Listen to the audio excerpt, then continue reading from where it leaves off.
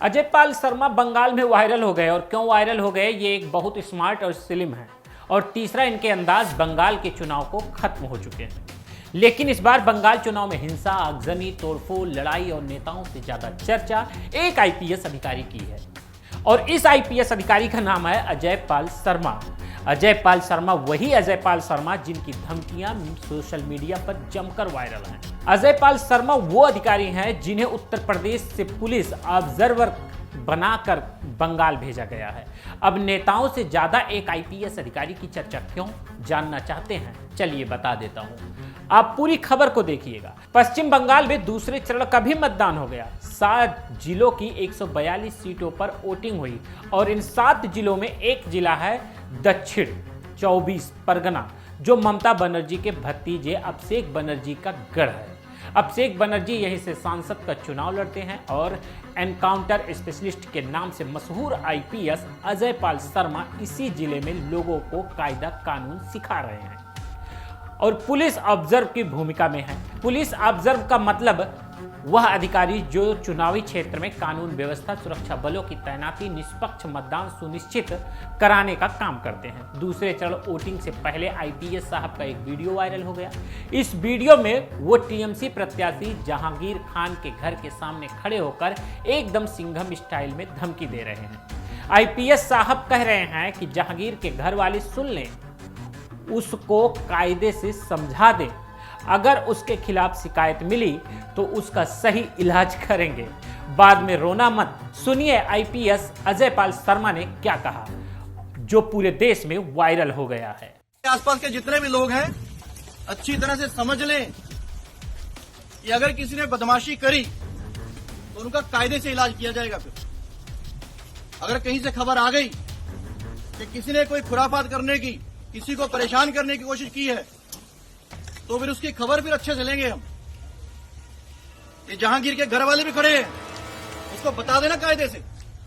ये बार बार जो खबरें आ रही हैं कि उसके लोग धमका रहे हैं, तो फिर अच्छे से खबर लेंगे, फिर बाद में रोना पछताना मत। आईपीएस साहब यही नहीं रुकते हैं।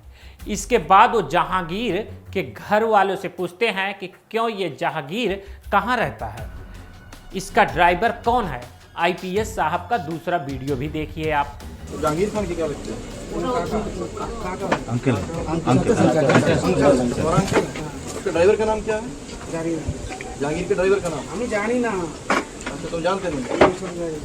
तुम्हें क्या पता उसके बारे में? हमारे काका से देख के बस, और कुछ नहीं पता है? कौन उसके साथ रहता है, कहाँ वो रहता है, कहाँ रहता है वो कहाँ है? इसी में रहता है? घर में तो कोई रहता ही नहीं है, तो अभी बन रहा है। एक और खाते भीतर है, एंट्री यहीं से है।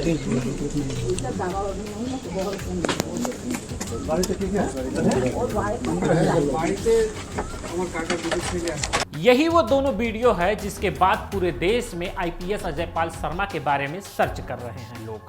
सब लोग सोच रहे हैं कि भैया ये कौन सा आईपीएस है जो नेता को घर में घुसकर इस तरह से बता रहे हैं कि कायदे में रहो, और जिसको यह कहा जा रहा है वो छोटा मोटा नेता या छोटा मोटा आदमी नहीं है। बता दें आपको, जहांगीर खान टीएमसी का जाना माना नाम है, अभिषेक बनर्जी के खास हैं और दक्षिण 24 परगना जिले की फाल्टा सीट से पहली बार विधानसभा का चुनाव लड़ रहे हैं।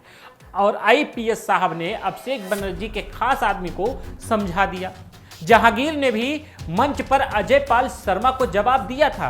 सुनिए जहांगीर खान ने क्या कहा है। দেখুন, কালকের বেলা 3টের সময় আমার এই পার্টি অফিস এসেছিল, এসে আমার সিকিউরিটিকে ধমকানোর চেষ্টা করেছে এবং অ্যারেস্ট করার ধমকি দিয়েছে। তারপরে আমি অফিসে ছিলাম, আমি অফিসে বেরিয়ে যখন চেঁচামেচি করলাম, তারপরে ওরা আমার চেঁচামেচি শুনে ওরা টুকটুক করে এগিয়ে গিয়ে আমার বাড়ির দিকে গিয়েছিল। আমার বাড়ি দিয়ে গিয়ে আমার বাড়ির কাছে গিয়ে আমার বাড়ির লোককে বা আমার এলাকায় ও ধমকানোর চেষ্টা করেছে এবং বড় বড় ডায়লগ দিয়ে গেছে। কিন্তু একটা পুলিশ অবজারভারের এটা কাজ নয়। ইলেকশন কমিশনার এই নিয়ম করেনি, রুলস করেনি যে একটা পুলিশ অবজারভার কারোর বাড়ি থেকে নিজে সরাসরি উপস্থিত থেকে চমকানোর এটা কোনো নিয়ম নেই। ইলেকশন কমিশনের কোনো নিয়ম নেই। ওনার যদি কিছু বলার থাকে উনি এসপিকে বলতে পারে, লোকাল আইসিকে বলতে পারে, ওনার এখতিয়ার নেই, ইসিআইয়ের কোনো নিয়ম নেই যে উনি ডাইরেক্ট গিয়ে সশরীরে কাউকে ধমকানো চমকানো। উনি এক্সিকিউটিভ অফিসার। তাহলে আজকের উনি হচ্ছে আইনের ঊর্ধ্বে উঠে বেআইনিভাবে তারা বিজেপিকে মদত দেওয়ার জন্য তারা এই ধরনের ধমকানো চমকানোর চেষ্টা করছে তৃণমূল কংগ্রেসের নেতা কর্মীদেরকে। কিন্তু তৃণমূল কংগ্রেসের নেতা কর্মীরা এই ধমকানো চমকানো ভয় পায় না। আমরা মমতা ব্যানার্জির সৈনিক, আমরা অভিষেক ব্যানার্জির সৈনিক, আমরা নত হব মানুষের কাছে, গণদেবতার কাছে। কোনো দিল্লির পুলিশ, দিল্লির দালাল, বিজেপির দালালের কাছে আমরা মাথা নত করবো না। টোটালটা পরিকল্পিতভাবে, কারণ ফলতায় বিজেপির পায়ের তলায় মাটি নেই, কোনো সাধারণ একটা মানুষ নেই, কোনো কর্মী নেই, বুথ এজেন্ট দেওয়ার মতো ক্ষমতা নেই। তাই ওরা পুলিশ অবজারভারকে কাজে লাগিয়ে, ইসিআইকে কাজে লাগিয়ে, সিআরপিএফকে দিয়ে ফলতার তৃণমূল কংগ্রেসের নেতা কর্মীদেরকে ধমকানোর চেষ্টা করছে, চমকানোর চেষ্টা করছে। কিন্তু যত ওরা ধমকাবে চমকাবে তৃণমূল কংগ্রেসের নেতাদেরকে, ততই তৃণমূল কংগ্রেসের নেতা কর্মীরা তত বলিষ্ঠ হবে, শক্তিশালী হবে। पहले आईपीएस साहब का फिल्म स्टाइल भी, फिर नेताजी का बॉलीवुड वाला अंदाज, मतलब मामला फिल्मी हो चुका है। और आईपीएस साहब के सिर्फ ये 2 वीडियो वायरल नहीं है, एक वीडियो में तो पुलिस वालों को ही धमकाते नजर आ रहे हैं।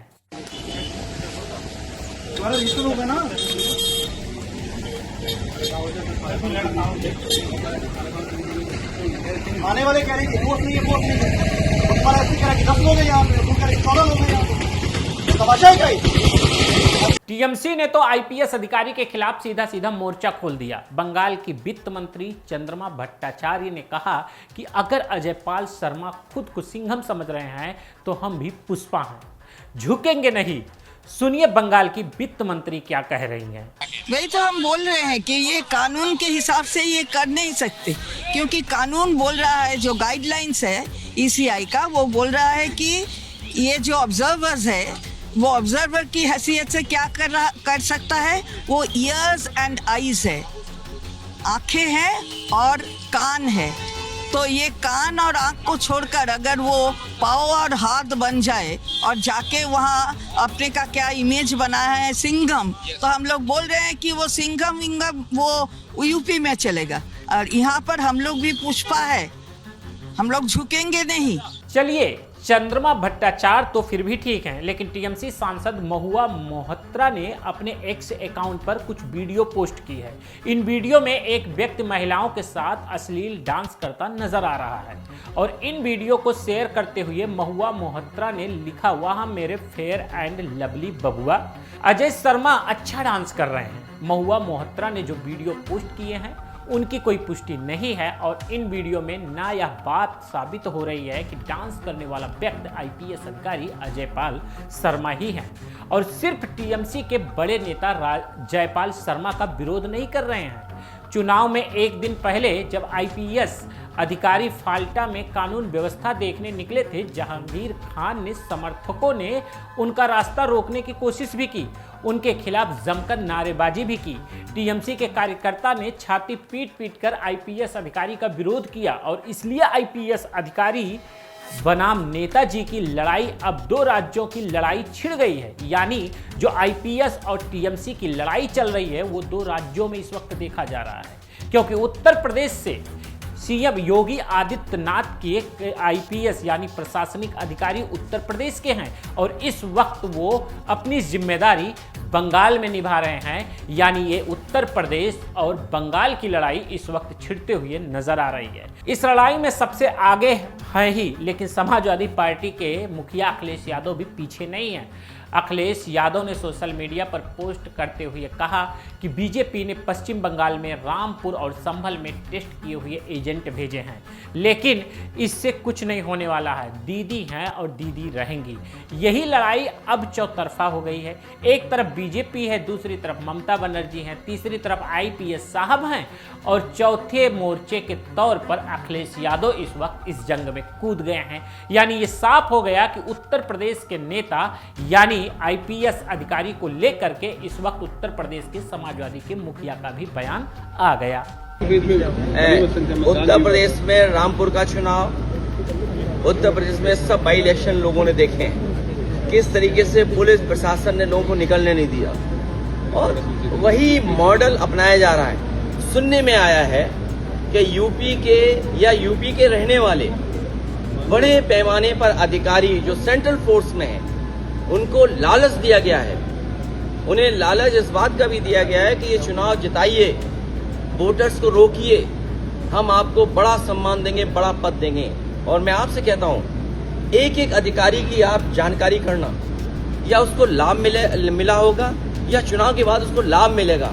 और उन्होंने कहा है कि बंगाल में जितना अन्याय करना चाहते हो अन्याय करो। क्या आपको दिखाई नहीं था कि इलेक्शन कमीशन के परिवार के लोग कहाँ पोस्ट हो रहे हैं? क्या आगरा में पोस्टिंग ऐसे मिल जाती है?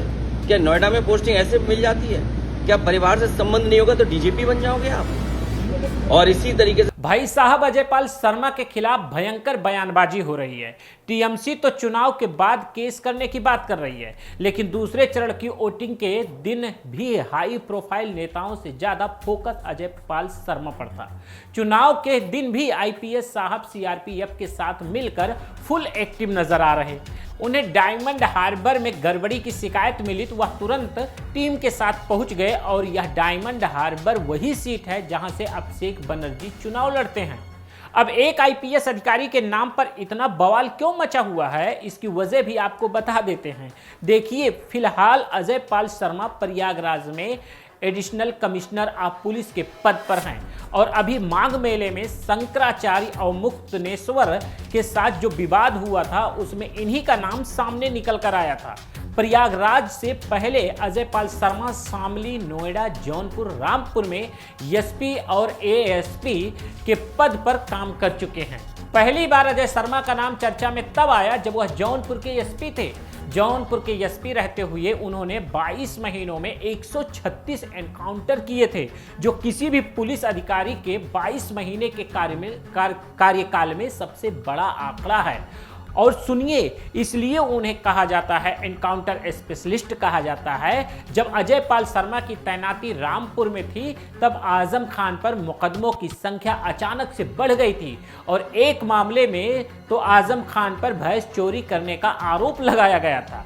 डकैती से लेकर जालसाजी के कई मुकदमे उन पर दर्ज किए गए थे। इसके अलावा अजय शर्मा के नाम के साथ कई विवाद हैं। वह विवाद क्या है वो भी आपको बता देते हैं।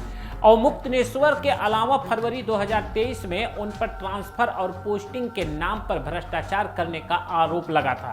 हालांकि मेरठ कोर्ट ने उन्हें सबूत के अभाव में बरी कर दिया। फरवरी 2024 में उनका नाम कैश फॉर पोस्टिंग घोटाले में भी आया। उन पर आरोप लगे थे कि वह कुछ अधिकारियों से पैसे लेते हैं और उन्हें अच्छी पोस्टिंग भी दिलवाते हैं। दिसंबर 2020 में एसआईटी की रिपोर्ट पर उत्तर प्रदेश सरकार ने अजयपाल शर्मा को सस्पेंड कर दिया था और उन पर एफआईआर भी दर्ज की गई थी। इसके अलावा उन पर शादी घोटाले के लिए भी आरोप लगे। 2020 में एक महिला का आरोप लगाया था। अजयपाल शर्मा ने 2016 में उनसे शादी की और बाद में धोखा दे दिया। हालांकि एसआईटी जांच में उन्हें क्लीन चिट मिल गई। इसके अलावा समाजवादी पार्टी कई बार कह चुकी है कि अजयपाल शर्मा प्रमोशन के चक्कर में फर्जी एनकाउंटर करते हुए इस वक्त नजर आ रहे हैं। प्रोफाइल बड़ी है भाई। अगर ममता बनर्जी के साथ चुनाव बीजेपी लड़ रही है और देश में पश्चिम बंगाल की चर्चा हो रही है, उस बीच में कोई आईपीएस घुस जाए और उसकी चर्चा होने लगे तो बताना पड़ेगा विस्तार से। सीधे मुद्दे की बात यही है कि आईपीएस साहब की चर्चा थी, गूगल पर उनको सर्च किया जा रहा था, सोशल मीडिया पर ट्रेंडिंग में थे। कहा यह भी जा सकता है कि बंगाल चुनाव में अगर किसी की चर्चा हुई तो वो केवल अजयपाल शर्मा की चर्चा सबसे ज्यादा हो रही है।